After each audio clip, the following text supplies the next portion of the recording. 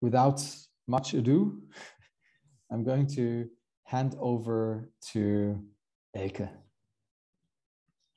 Great, thank you very much. I'm really very happy to be part of this unconventional unconference. Thomas and Lihi, thank you very much for planning and for the organization of all this. It's at the end a lot of work putting into it. Okay, great to see you all here. And I think we drop into the topic now. I try to share the screen. Hope that will start. Do you see the presentation? Great. So, my name is Elke Böckstiegel and I live in Berlin. And I'm actively involved in Gita. And that's because I think it's extremely important that we become sustainable and this very deep and quickly. For me, Gita is a great global network. Here you can find people and companies, as we see in all these discussions from this morning on, who are working on this task very seriously in a very intelligent way and develop really forward-looking solutions. So thank you for all that. So briefly, something about the flow of the next hour. I would like to share my thoughts on the topic and then get into an open conversation with you so that we have the opportunity to get to know each other a little bit better. In terms of content, I would like to relate to that it's so essential to act with a mindset that systematically produces sustainable solutions in our complex world. So it's now another perspective on the same as I think Julia and the others before regarded in another way. And at the end, I would briefly show you the wisdom thinking method and tools aiming at exactly to this end. The methodology I developed together with my partner, Martin. It all started 16 years ago when Martin and I asked ourselves for the following question. How do we need to act to deal with the complexity of the world in a more harmonious and sustainable way? Now, 16 years later, it is apparent that this question has become central.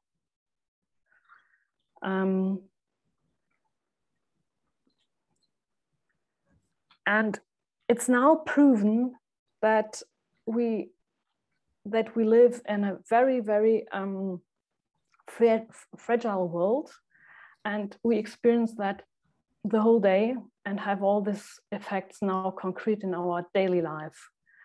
For example, with the pandemics, climate change, and social dislocation. And it's now really proven that humans have become one of the most important influencing factors of that. So humans are playing a major role in causing the natural, social, and cultural foundations of life to be in such a fragile state. This raises the question of what actions we can take to solve the challenges those created, especially since our actions has extreme influence on the world, both negative and positive. And if our actions lead us this far and we want to change this status quo, then we must also change the way we act. So as Albert Einstein put it in a really very short formula, you can never solve problems with the same way of thinking that created them. With that, Einstein asks two questions. Which mindset is the basis of the problem? And what mindset helps to solve the problem those created? I would like to briefly explore these questions. In distinction to being the mindset that causes the problems has arose in the area of the enlightenment 250 years ago, so far away. In distinction to being embedded in the will of an omnipotent God, the enlightenment focused on a human being and the light in his racial ability. Within the framework of this rationality, there was a fading out of all the fuzzy, inexplicable connections. And because nothing inexplicable was allowed to remain, man has thought more complicated than before, but also more undercomplex. This resulted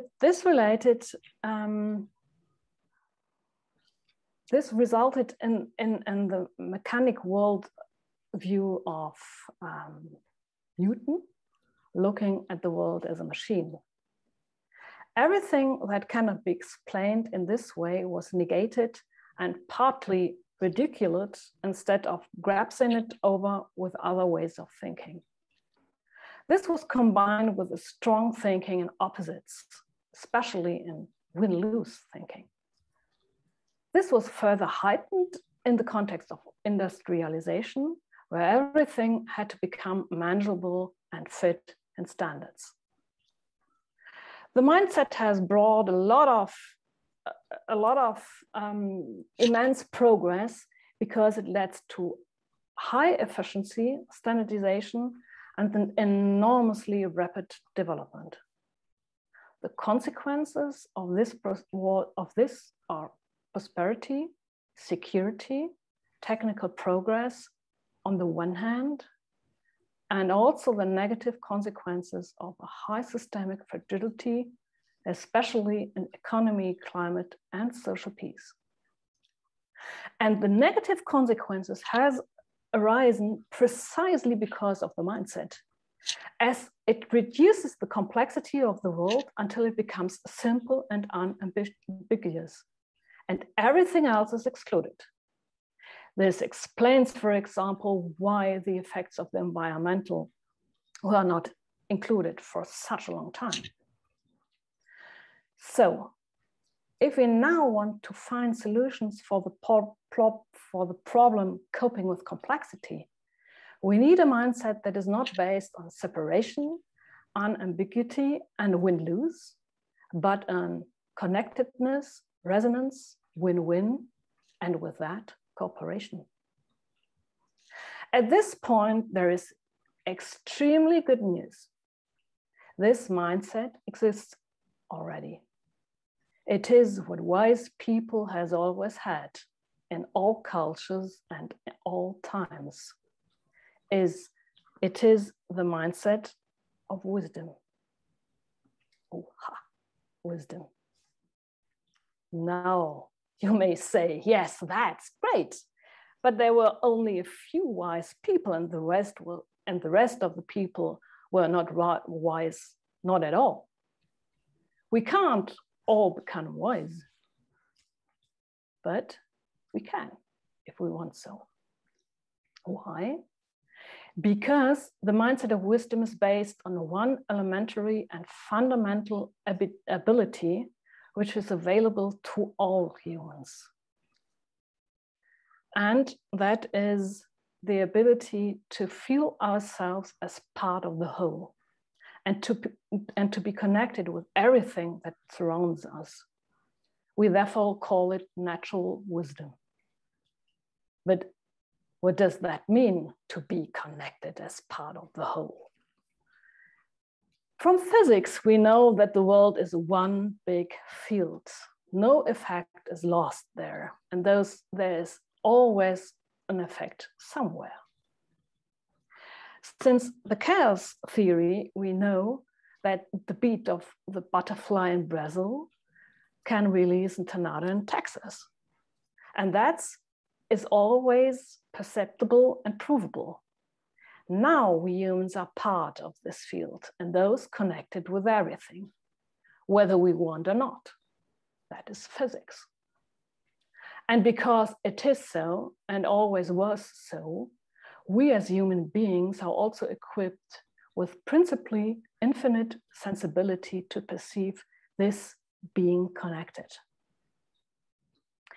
And we find the sensibility in many areas, also in professional contexts, like the sensibility of the soccer player for the balls. This is a little boy and not a professional soccer player, but I'm sure he has a lot of sensibility for the ball. Or the musician for the sound, or the farmer for the weather, or the engineer for the machine, or simply the sensitivity for danger. In German, we call it the sixth sense, or for plants, animals, or the nature at its own. Okay, so it's clear that we all have this fundamental ability. But what are the consequences for how we act? I think it has massive impact on this because we have the sensibility, because we have this sensibility because we can perceive more of the complexity. We can, at the same time, we perceive where and when something needs to be done. We sense and recognize the concern. For example, the gardener knows if the plant needs water, minerals, fertilizer, or another location. They have this natural need, will, and energy to do something in a constructive and cooperative way. Something of that felt like that in what Julia said before. Well, this is scientifically recognized even beyond physics. So, for example, Kurt Lewin, a famous psychologist, German-American, described the field as the basis of human action in the beginning of the 20th century. And he tried to describe it in a very mathematical way, as you will see at the screen. In sociology, it is described by Hartmut Rosa in the fundamental work Resonance, the Sociology of the World Relationship. By the way, and that might be important, Rosa emphasizes that this approach is precisely not anti-modern and not enlightenment, but rather, and not anti-enlightenment, sorry about that, but rather the redemption of the promise of the enlightenment that could not be kept because of the cultural hypnosis of separation. Okay, now we know about the link between natural wisdom and how we act. But what the hell does this mean for concrete action? Here we want to emphasize some key consequences, such as it can pretend complexity without being undercomplex, because everything relevant is perceived. It gives orientation and meaning, because the concern is clear. It is profoundly and constructive and cooperative, because its bond is win-win. It releases an enormous amount of energy and resources because it uses the resonances in the field. It creates inner security and self-confidence.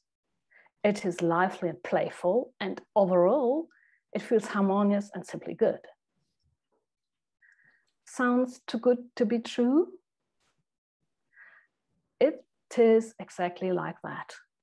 We experience this in our practical work with people and organizations from the most diverse contexts for 16 years now.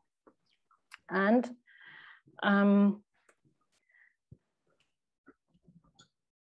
that leads me to the question of requirements. What does it take to act wisely?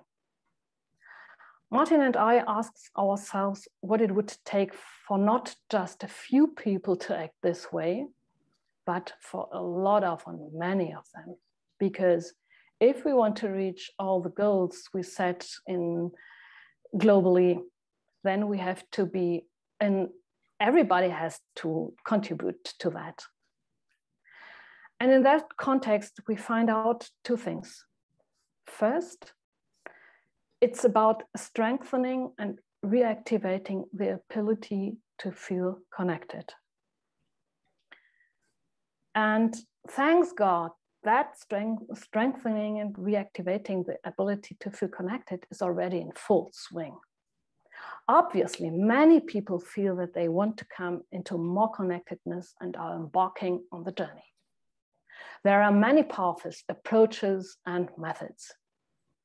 Sometimes the focus is more on connecting with oneself and leads to meditation, body, or psychotherapies or sabbaticals. Or it lies on the connection with the environment and leads to real nature or group experiences, or, for example, regular prayer. When it comes to method and tools, it becomes much more difficult, especially in the business context, where we have not found anything that is really consistently thought from the wisdom mindset and practically set up. There are some approaches that point in the direction, but then they are always transferred back into the smart logic, and that squander the whole effect of the wise wisdom, of the wise mindset. So we developed wisdom thinking to bridge that gap. To bridge that gap. Let's take another quick look at this. Here is a short overview. On the left side, you see natural wisdom. So our basic ability to feel part of the whole. If this is activated and it's up to do something, then wisdom thinking supports all the way to realization. Wisdom thinking consists on a progress, and a process, and a visualization. We put the process in a triple diamonds with 6 faces and 3 spaces. Looking at the concern space, that's the space of exploring the field, getting into it by bringing all our natural wisdom in and embracing the concern. The solution space is the space of refining the concern in concrete options for action and harmonizing the forces. And the third, the transformation space, is the space with integrating disharmonies and transferring this all to concrete actions. And here is the visualization of the resonance field. Here we find exactly everything I told you about the field before. We have given the field a basic structure that helps to focus on all relevant aspects and to show their resonances. In the center, we note the concern. In the field, we note all the resonating influences. For practical work, we developed offline and online tools that are both process and visualization in one. Working offline, we use this canvas, and he will be equipped with all handwritten notes. Online, it looks like this. It's developed with Melody, by the way.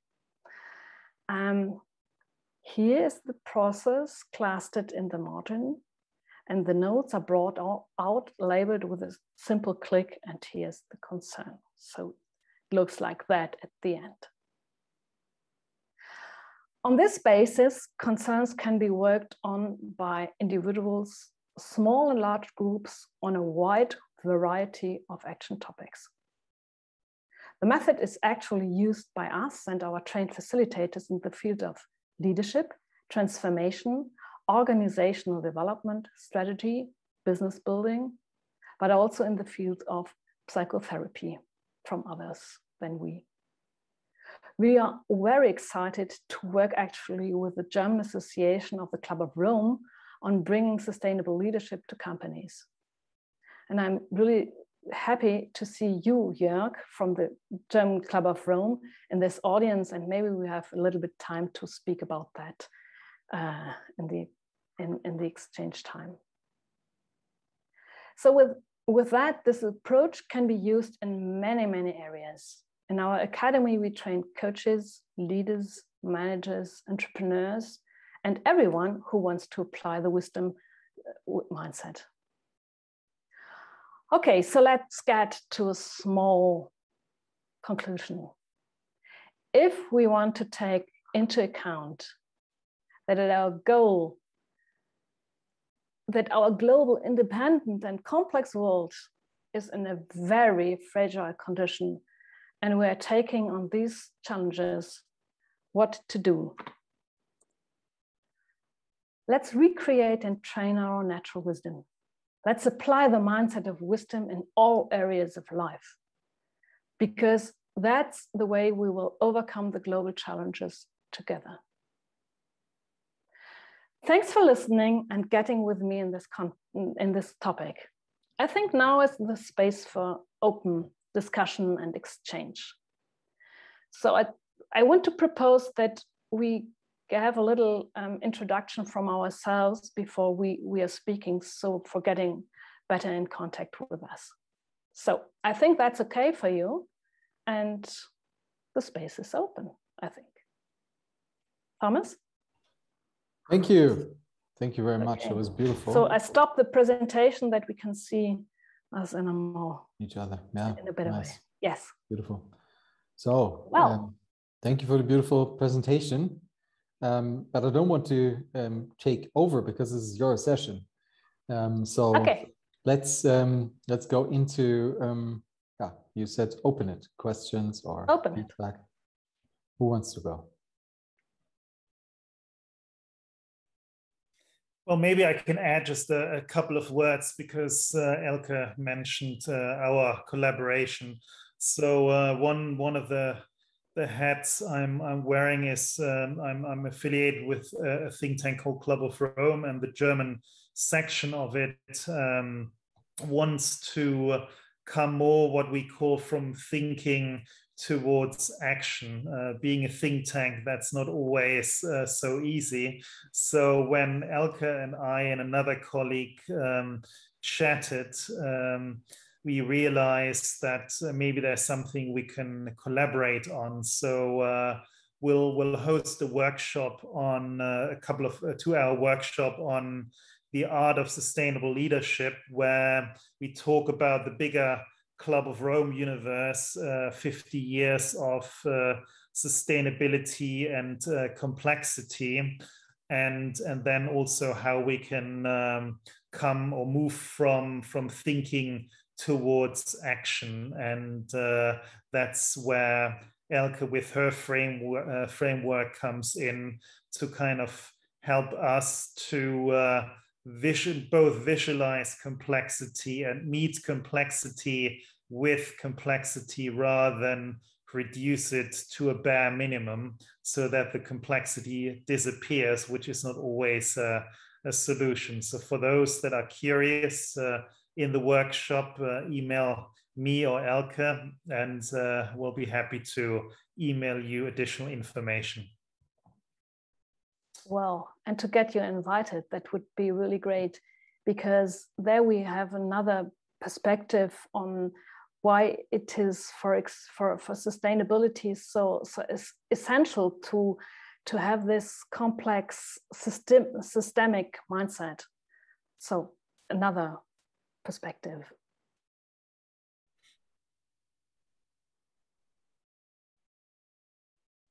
Other thoughts, ideas?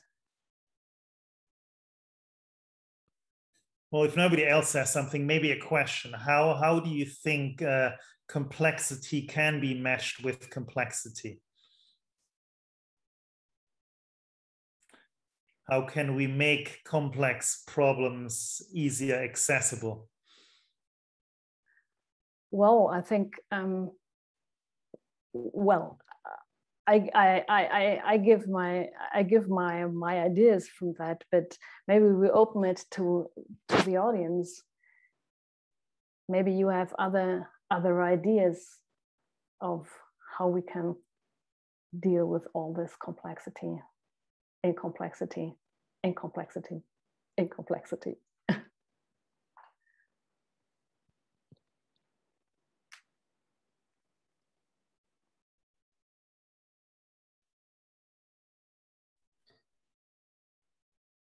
And so let me just throw something out there, maybe as another point for discussion. I would argue that we inherently are capable of dealing with complexity as humans already. It's built in. We wouldn't be able to have a family or any other group of people if we couldn't deal with complexity. But we're covering that by trying to apply too much structure. So using our executive network part of our brain to find some structure in the complexity that then leads to complicatedness. And you were referring to something like that earlier. The mechanic thinking, the technocratic thinking is what emerges out of that. So finding ways to know how and when to shut down or reduce your controlling functions of your system 2 or network, executive network, however you want to call it, is a strong helper in this, I think. And there are many tools to do this, but I think that's where we can start.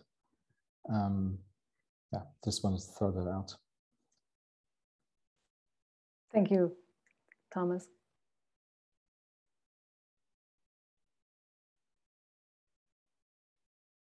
But I have another question. So in your experience, when you help people move from the complicatedness into complexity and living it, what is your experience? How people change in that process? That's a very good question. So that's why I'm so sure about that. This is a wonderful mindset and way, because we experience really every time the same. That at the beginning, the people are really very stressed and with a lot of sorrow and uncertainty and fuzziness. And then we stop the process and we are working on that, and then there is something opening in the people. So they start to wondering about what all is connected, what are all the forces in the field, and that is a very, very exciting part of the process, because so they say, well, I never perceived that my family has something to do with this concern, or that our neighbors have something to do with that. And then they open the field, and by opening the field, there's coming energy and there's coming positive emotions. Raphael, do you want? Okay, and they start to work in this other context. And then through the process and all the time having the whole field in the view, they get contact, they get positive energy, they get a lot of creativity, what we can do and how we can solve all these disharmonies in the field. And then it comes to the question of, is that harmonious for me and the field or not? And with that simple question, people, you can see if it is like this or not, because if it's harmonious or harmonious enough to do something, you see that the whole body and system of the people get relaxed. They start to smile. The eyes are really very, very vividly, and then they feel, yes, that's the way to do it. And then at the end, it's only this, okay, what do we have to do in a concrete way tomorrow, next day, and then you can start sort of planning if it's convenient to do that. And then all this energy and all these positive feelings convert into what we want to do, and then it transforms it into real action, because then they are in doing. And the effect of this is, when you get through this context, through this process, and do wisdom mindset, then you have no problem to act, because you have everything on board to do it. And at the end, the people are really doing it. So it's not like normal workshops where you say, well, yes, now we have the commitment of the group that we have to do that and we want to do that. But 2 days later, there is no energy, and so they won't do that. Sebastian. Yeah, thank you for your presentation and all your thoughts you have put into this methodology and model. Very impressive. So I wonder how we can get politicians to embrace complexity and really get rid of a lot of this complicatedness within our state and without policy making. And as we have or are observing just recently with Afghanistan or with COVID, yeah, we all try to solve everything with complicatedness, yeah, with more complicated rules, or looking at rules that are complicated, but they're all reductionistic, yeah, they're all simplifying things. And that's why, especially what we are observing with the political class, they are all observers of something which we all observe is going to happen, climate change, yeah, but they are really stuck into their complicatedness instead of embracing complexity and start acting, yeah, because they know, okay, it's an unsolvable problem, so let's solve it, yeah, and becoming more brave, yeah, embracing this type of paradoxes, yeah, which we need to get into really to solve things, because otherwise we are just observing and hiding and not making the decisions that needs to be done. And this is something I observe looking at the political class, which is really a tragedy, yeah, because we know we are humans, we are smart, we observe, we know there is change coming, but we are just there in the role of the observer, or at least the ones that are making decisions in the political class. Thank you very, very much for this input. That's really very, very, very important. Well, political class is really a hard area. And I think there are two leaks of. First is this natural wisdom, because they are thinking in a administration mindset. And you can see that and read that in all this COVID, and really Afghanistan is a wonderful example for, we try to administrate this complex settings in Afghanistan. And so the result is that we have a plane with 7 persons on board. That's administration. And administration doesn't get in this contact, doesn't open to the whole field. They have not this picture of the field. If they would have that, they would have a lot of information about why the Afghanian people are acting like that. So it's not that miracle. And so that's just the one point. They're really very, very narrow boxes and have no sense and no creativity and no pressure to leave it. It seems to be. And please, there are all the time great people in that area too. The second is that our politics are a little bit not that what they want to be, because normally the task and job is to act for the whole a nation and for the people, for the whole people, and to see what is the common concern of the people in Germany, for example. But they are not focusing on the concern, but they are focusing on their own interests.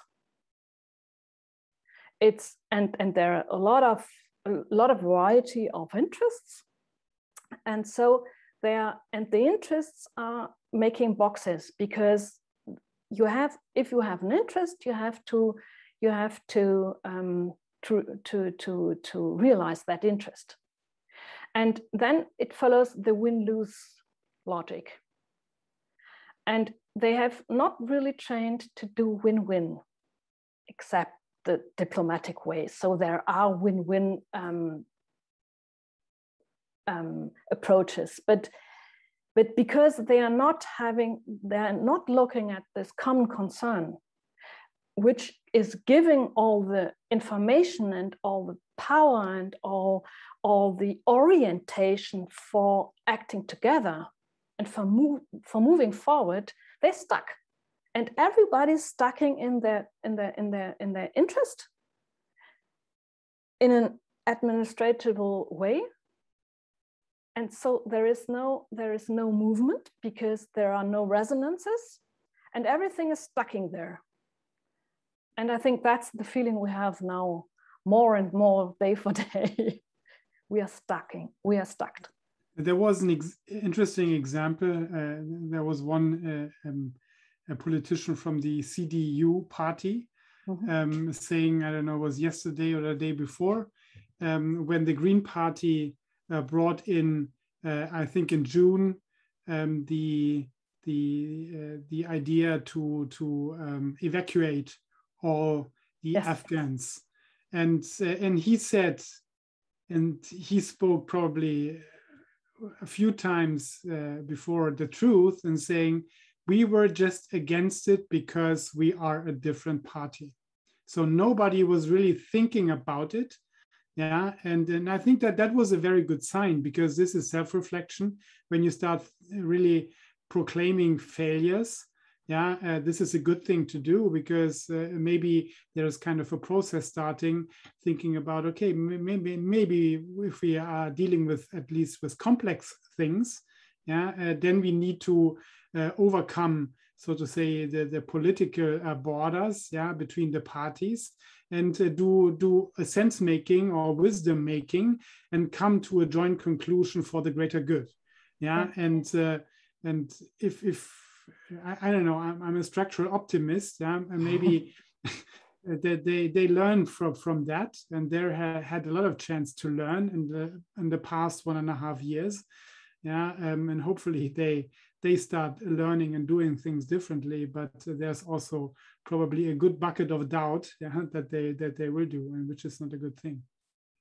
Well, but to force the positive side of the situation, we had conversations with a Swiss canton, so it's a little part of Switzerland, and they tried to start a bottom-up process in the whole with the whole inhabitants of the canton on the topic of how do we want to live in this country in the next 1,500 years. And they asked us, how can we structure this process? And because that's a process, a political and civilization process. We designed a process along the wisdom thinking process. So you see this 6 phases and 3 rooms, and you can use this visualization to, especially because it's online available now, to put all this, all the perception of what is our canton, what are our ideals, our needs, our fundamentals, our material the fundaments, things like that. You can put that all in the field and match thousands of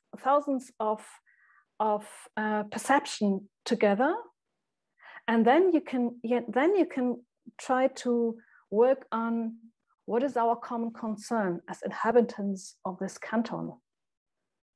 And then you can go ahead, and if you have that, you can work on that. What have we to do? What do we want to do to realize this concern? So you can do that in a wonderful way, with really a whole society, if you want so. So we have never done before, but it would be wonderful to do that in the future. And so the politics get in contact with what is the perception of the inhabitants. And then you get another conversation, you get another perspective on things, and you get together in really constructive and concern-focused work. So why not? Let's start.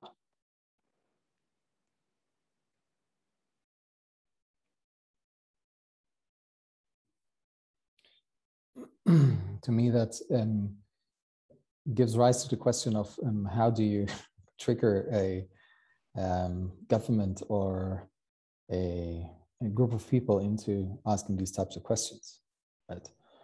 Because in my experience, that is the actual hard part. Some people are triggered by the language, so using words like resonance and harmony and field and things like that aren't in the active vocabulary of most people, and they have not the same meaning assigned as for you. So I think that's difficult in the first place. How do you communicate? But then also, what is the lever you attach? And I think very much in line with the example you just gave. There's a beautiful piece of legislation that came up in Wales 6 years ago, and they call that the Future Generation Wellbeing Act. And in the Future Generation Wellbeing Act, they also aligned the people of Wales into a conversation of how do we envision a good Wales for the future generations? And what makes that act so strong is that there's an independent commission that has a veto right against any political decision that is not in line with that picture. Now that actually creates change. And then the question for me becomes, a bit building on Sebastian's question, where do we find the necessary leverage point to move these types of ideas into the political field in Germany, for example, or in the EU? That would be something that I'm super interested in and totally lost on, because I have no clue. So maybe I share some experiences, and I would be really very, very happy if any one of you have an idea or a proposal how to handle this real big challenge. My experience is that there is a lot of change and a lot of cultural change in this field. I took part at a conference, the Finanzforum in Leipzig, concerning impact investing in last April or May. And there was a panel of really high decorated, the president of the Sächsische Aufbaubank and really, really high ranged politicians, sorry. And they said, and they know very, very well that they are stuck, and they know very, very well that the normal instruments, methods, and tools are not really very effective. And that is very important, because without that knowing, they are not willing to know something new about that. And I get in conversation, but yes, it's hard to tell something about field and resonant without getting the stamp that you are esoteric, blah blah, not structured brain and approach. So, but there is this bad feelings on that side, and everywhere are people who said, well, I am ready now to start the journey. And you can find the people in every field, in the political field, in the financial field, in the field of the lawyers, where I come from originally. But they are all closed, and they are all separated. And they had all the time not the courage to do it in another way, and to say, well, we have to change the mindset and let's try it another way around. But this courage is coming up. And the worse the situation is, the better is, the more courage the people will have. And that's what I'm observing. But at the end, at the bottom line, it's hard to find these people and to give them stories, pictures, informations, name it, to convince the others to start another way. So are there any proposals, ideas, what we can do in a better way?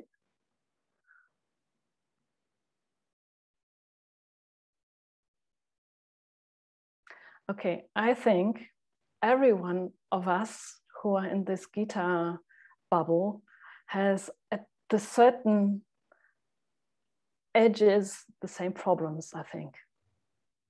So the impact investors have the same problems. And I think that is the reason, because that's the reason for the Gita group making impact investing mainstream. There we really thought deeply half a year about how can we communicate, what can we do to invite the people on that journey. There'd been some ideas. My idea would be to give everybody some DMT. DMT is DMT. The active ingredients in several psychoactive substances. Your brain produces to relax a little bit and to shut down your executive function. Because with a shutdown of your executive function, you get these a deep understanding of connectedness very, very quickly. And yes. And there are other techniques to do that without substances, but that's definitely a shortcut that many people argue for. So you can look into Jamie Wheel's work or Michael Pollan or other people who argue that this is probably the best and fastest way to bring as many people as possible into opening up for a new way of thinking, at least as a first step. Yes. Because you use one word, convincing. I doubt that, in my experience, that convincing works. No, not at all. Stopped convincing. Yes. So doesn't work. Yeah. So that's my 1.5 cents. Yes, and that's why I'm stressing this connectedness in such a large way, because I think that's really the bottom line, and from that we can train. From that we can act. Martin. Yes, I wanted to bring up also a very different perspective to that. Maybe what about like transparency? So like having, for example, I'm a data scientist and I'm now working 15 years in the field of data. And what I could see is that sometimes numbers are quite convincing. And I think that if you can bring to some people the real costs of things, that this is also triggering a lot, a change of the mindset. And then that it's often a lot about how to get the information, what is the real impact of certain things and why we should consider it and why we should think about it. And so, yeah, I think maybe that's also something. The data on smoking is very clear, but still people smoke. So no, I don't believe that. It depends. I think in general, for example, I was looking at a study which said that 80% of German people are actually interested when they are in the buying process to know where things coming from, and that the sustainability itself has a lot of influence in their buying decision. So I think maybe you can't reach everyone, especially if, but I think it would be much more at the end. So not everyone, but I think it would not be maybe 60% or 70%, something like that. I mean, as I said, the study said 80% are at least interested. So maybe 70, 60% would change something. So at the end, you would have already a great impact. I mean, for sure, there are people who would just not be interested in it, but hopefully not most of them. I think that's... Sorry, Please. I don't want to... Yeah. Okay. I think that's worth to to execute. I tried that 10 years ago with mediation, the costs of conflicts. And that wasn't very successful with this argumentation. But in two times it was successful. And why? Because the people had this real bad feeling. They had the feeling that they have to change something. And then they could take this cost aspect to convince themselves and the others to try a little bit. But only in that context, it's working by my experience. Yeah, from my perspective, I think data is really important because data can show what actually is and what is not. It can separate, thinking and feeling from actual truth. But unfortunately, I have to go with Thomas that data usually doesn't convince people. So I really think that 80% of people are very interested where things are coming from, but they're still, going to Aldi and the other pieces and stores and buy the stuff that is good for their for the budget. Even though they're interested. So I think we can't go with one or the other. But just coming back to Elke, what you were just saying, I think one of the key questions really is in those areas. Do you want to be right or do you want to win? And this is far more motivational, than looking at data and others. So there's a basic conviction of what you want to achieve. And if you want to be right, you don't care about money, you don't care about data. You just you're stubborn on your way through. Again, two different things. Sorry. Okay, yes, but to turn it into a positive perspective, all these fragile world things we have day per day, and it's getting more stronger and stronger every day. That puts a lot of pressure on the people to change something on the one hand, and on the other hand, there are so many people who have this strong feeling to get out of it, to get out of this, and to get in more contact with others, and to build communities, and to be good men, and to cooperate and things like that. There's a lot of there is a big how do you call it, Sehnsucht or things like that. Desire. And we have to desire. Thank you. And we have to strengthen this, and with that we get in the right way. Yeah. So thank you very much, everyone who has been there. I have to switch on to the other room to moderate. yes, hope to see you. Mali is already there. I can see her there. So thank Okay. you very, very much, Elke, for Thank you. your beautiful presentation. And this is, I think, a great success again. So I see that there are a couple of people who should get together, who maybe even have found each other here to elaborate on this topic more and So make please some sense. reach out. Thank you. Reach out and Thank you. let us find. See you.